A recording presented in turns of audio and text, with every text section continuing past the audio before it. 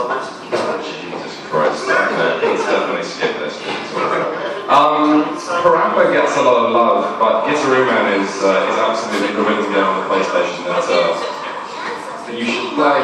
Not for its cutscenes, which are appalling, but the actual rhythmic conceit is, I think, more interesting than Parappa. Oh. Yeah, okay, so bear with it. Yes, and the music is already strong as well, and it's tremendously difficult, very rewarding. The thing about Parappa and also Unjanalami is that you couldn't tell why you were losing sometimes, which is appalling, and you think that would be a massive stumbling block for a rhythm game, but apparently not.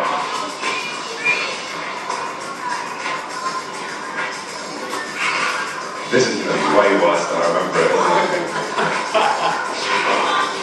Yeah, that's his robotic dog who gives him his guitar, and when he has the guitar, he becomes Guitar Man. Don't ask.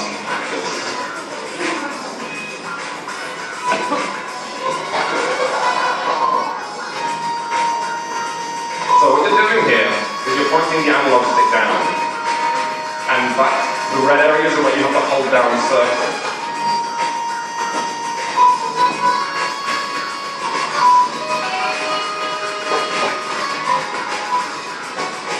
And this sounds absurd, but the effect this has is that obviously you're not playing a real guitar, you're moving an analog stick, but because it can do things with pitch, you end up sort of feeling the music. I am going to say that.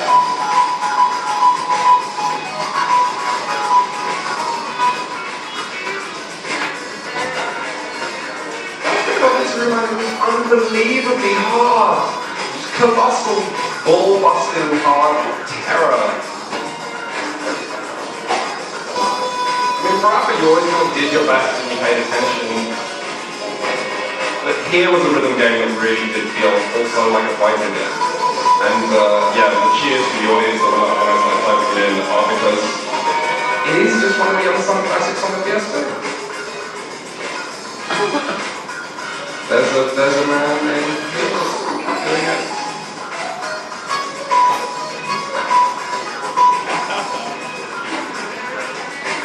I love when I thought showing this was a good idea.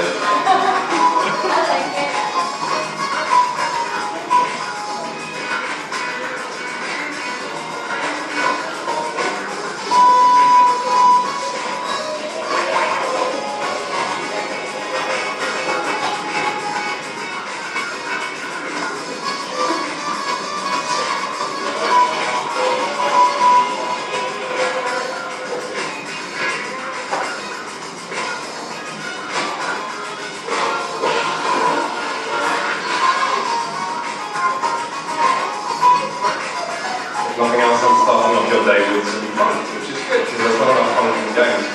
But Guitar Man also was... games are capable of a really interesting thing when they are hard enough and strong enough in their own beliefs, whereby when you experience them, you struggle through them.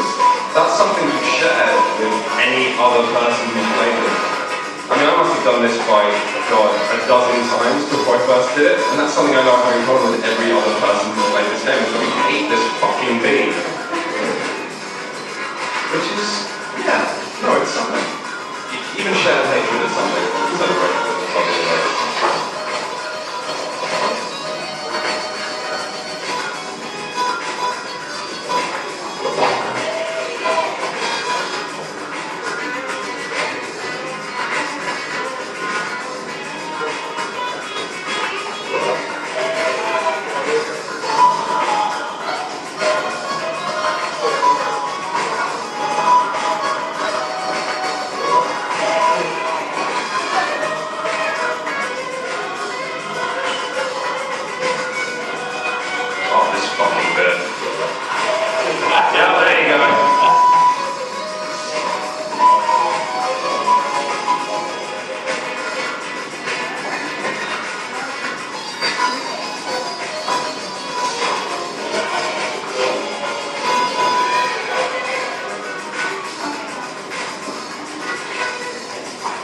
Final. That's when you know it's going to get serious.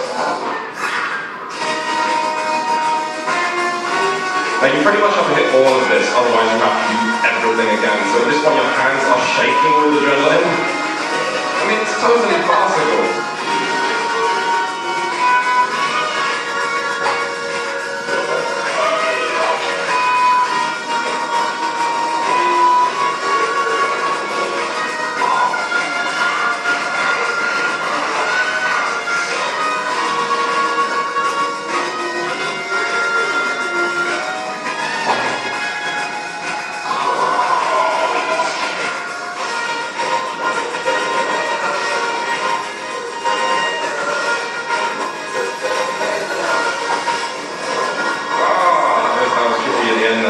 So what happened there was a man played his guitar so hard that another man died.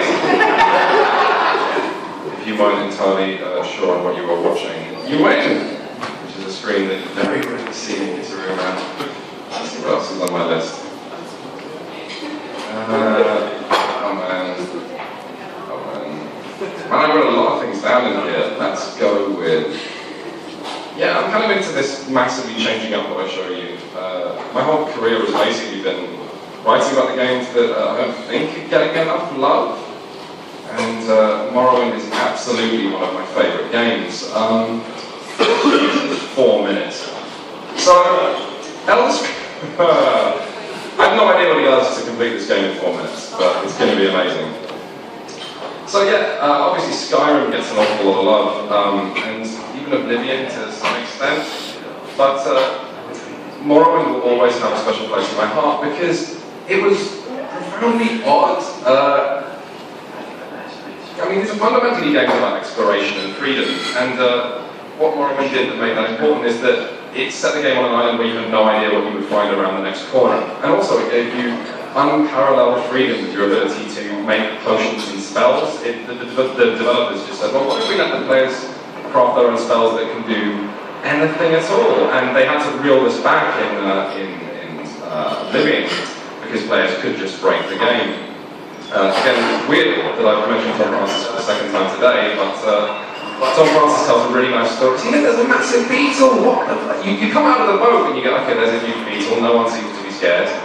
And the backstory of the island of Morrowind is that it is a colony where in the mainland, so people in the world where Oblivion and Skyrim is set, if people encounter a disease they can't cure or a prisoner they can't break or kill, they go to Morrowind, which makes it the worst place in the world. And everyone's just an arsehole, and that's kind of amazing. Very good. So this is great. He's 1 minute 30 in and he's in the tutorial. And what would that be? Yeah. Interesting. So yeah, Tom Francis tells a story about how he crafted a magic ring in Morrowind that made him so strong that he could just kill anything in one hit. Oh, burglarized the tutorial room. He just robbed a bunch of shit and ran out. Okay, what's happened? What? He just fit through that wall. Took a ring here. Oh, this is getting dark quickly. Oh, we're going to see some real horrible hacking of this game. Yeah, so Tom Francis made a ring, and the ring was so absurdly powerful that it could kill anything in one hit. And the game kind of broke. He was too powerful. There was no challenge for him. And he tells the story of how he went to one of the tallest bridges in the game and cast the ring off into the sea, where perhaps somebody else would find it. This is weird. We're strafing sideways through a landscape. It's very dangerous. Ah, right. Let's see what he's going to do here. So this is a lovely set piece. One of the first things that happens when you leave the original town is a wizard falls from the sky. And I think just put to this down. The wizard falls from the sky with a spell of boots, I think. Boots of travel that increase your jumping to 10,000. And so you go, amazing! And this wizard falls from the sky and dies, I should add, right in front of you. He's wearing these boots of travel, so obviously you put the boots on and then, yeah, there you go. You can then jump absurdly high. The thing is that you can jump really, really high and flip all the way up into the sky, but you have no way